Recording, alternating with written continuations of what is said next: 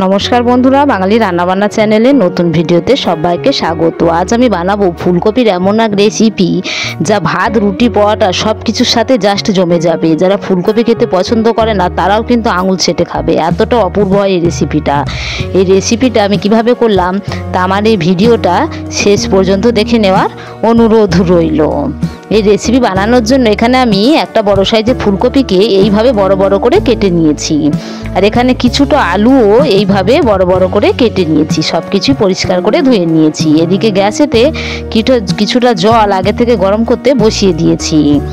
জলের মধ্যে কেটে রাখা ফুলকপিগুলোকে দিয়ে দিলাম, আর দিয়ে দিচ্ছি দুটো বড় সাইজের পেঁয়াজ কাটা, আর দিচ্ছি কয়েকটা শুকনো লঙ্কা, আর দিয়ে দিচ্ছি কয়েকটা কাঁচা লঙ্কা, আর কয়েক টুকরো আদাও দিয়ে দিলাম।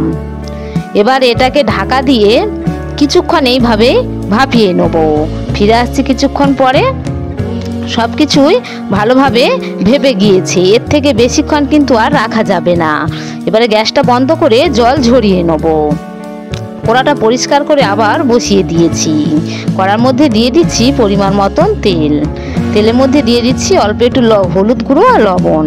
এবারে তেলটাকে ভালোভাবে গরম করে নিচ্ছি। তেলটাকে ভালোভাবে গরম করে নেওয়ার পরে কেটে ধুয়ে রাখা আলুটাকে তেলের মধ্যে দিয়ে দিলাম। দিয়ে আলুটাকে ভালোভাবে ভেজে নেব। ফুলকপি তো বিভিন্ন রকম রেসিপি আমরা খাই, তবে এইটা একবার বানিয়ে দেখতে পারেন, অসাধারণ লাগে খেতে। আলুটা এদিকে ভাজা হতে থাক, ততক্ষণ এদিকে যে মশলা কোটাকে ভাপিয়ে নিয়েছিলাম সেই কোটাকে একটা পাত্রে তুলে শুকনো লঙ্কার বোটাগুলোকে ছাড়িয়ে নিচ্ছি। নিয়ে পেঁয়াজগুলোকে এইভাবে একটু ছোট ছোট করে কেটে নিচ্ছি। এই রকম মশলা দিয়ে একবার ফুলকপি বানিয়ে দেখবেন, অসাধারণ লাগে খেতে। এবার এখানে একটা মিক্সিং জার নিয়েছি। মিক্সার জারের মধ্যে সমস্ত কিছুকে দিয়ে দিচ্ছি। এবার এটাকে ভালোভাবে পেস্ট করার পরে ফিরে আসছি। দেখুন ভালোভাবে পেস্ট করে নিয়েছি। এইভাবে পেস্টটাকে করে নিতে হবে। এবার এদিকে চলে আসছি কড়াতে। আলুগুলো দেখুন ভালোভাবে ভাজা হয়ে গিয়েছে। নেড়েচেড়ে একটা পাত্রের মধ্যে তুলে নেবো। এইরকম নতুন নতুন রেসিপি পেতে যদি আমার চ্যানেলে নতুন হয়ে থাকেন, চ্যানেলটিকে একটা লাইক সাবস্ক্রাইব করে রাখবেন, তাহলে পরবর্তী নতুন ভিডিও সহজে আপনাদের কাছে পৌঁছে যাবে। আলুটা কতটা মুচমুচে করে ভেজেছি তা দেখেই বোঝা যাচ্ছে। আলু ভাজতে ভাজতে প্রায় হাফ সিদ্ধ হয়ে গিয়েছে। এবারে ওই তেলের মধ্যে ভাপিয়ে রাখা ফুলকপিটাকেও দিয়ে দিচ্ছি। ফুলকপিটাকেও কিছুক্ষণ ভেজে নেব। ফুলকপিটা কিছুক্ষণ ভেজে নিয়েছি। এবার এটাকেও তেল থেকে ঝরিয়ে একটা পাত্রের মধ্যে তুলে নিচ্ছি। এবারে ওই তেলের মধ্যেই দিয়ে দিচ্ছি গোটা গরম মশলা, লবঙ্গ, দারচিনি, গোটা এলাচ, আর দিচ্ছি একটা তেজপাতা, অল্প গোটা জিরা। এবারে যে মশলাটাকে পেস্ট করে রেখেছিলাম সেইটাকে দিয়ে দিলাম। মিক্সের বাটিটা ধুয়ে একটু জল দিয়ে দিচ্ছি। দিয়ে এবার ভালোভাবে এটাকে কষিয়ে নেব। এই শীতের সিজনে প্রচুর ফুলকপি পাওয়া যায়, বিভিন্ন রকম রেসিপি আমরা খাই, এইটা একবার বানিয়ে দেখতে পারেন। দিয়ে দিচ্ছি পরিমাণ মতন হলুদের গুঁড়ো, আর দিচ্ছি কালারের জন্য কাশ্মীরি লঙ্কার গুঁড়ো, দিয়ে দিচ্ছি অল্প কিছুটা ধনের গুঁড়ো, আর দিচ্ছি স্বাদ মতন লবণ।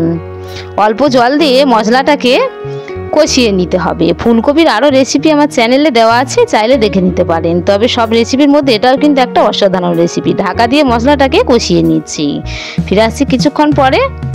মশলাটা ভালোভাবে কষানো হয়ে গিয়েছে। অবশ্যই মশলাটা কিন্তু ভালোভাবে কষিয়ে নিতে হবে। এতে চাইলে কিন্তু রসুনের কোয়াও দেওয়া যেতে পারে, আমি পছন্দ করি না তাই দিলাম না। এবার ভেজে রাখা আলু ও ফুলকপিটাকে দিয়ে দিলাম। দিয়ে এবারে সময় নিয়ে ভালোভাবে মশলার সঙ্গে আলু ফুলকপিটাকেও কষিয়ে নিচ্ছি। এই রেসিপিটা দেখতে যতটা লোভনীয়, খেতে হয় কিন্তু অসাধারণ। অবশ্যই প্রত্যেকে একবার বানিয়ে দেখতে পারেন। এবার দিয়ে দিচ্ছি পরিমাণ মতন উষ্ণ গরম জল। যে কোনো তরকারিতে অবশ্যই উষ্ণ গরম জল দেওয়ার চেষ্টা করবেন, তাহলে তরকারির স্বাদটা বজায় থাকবে। এবারে ঢাকা দিয়ে এটাকে রান্না হওয়া পর্যন্ত অপেক্ষা করছি। ফিরে আসছি কিছুক্ষণ পরে। দেখুন কতটা মাখা চাকা হয়ে গিয়েছে, সমস্ত কিছুই ভালোভাবে সিদ্ধ হয়ে গেছে। অল্প একটু চিনি দিয়ে দিচ্ছি।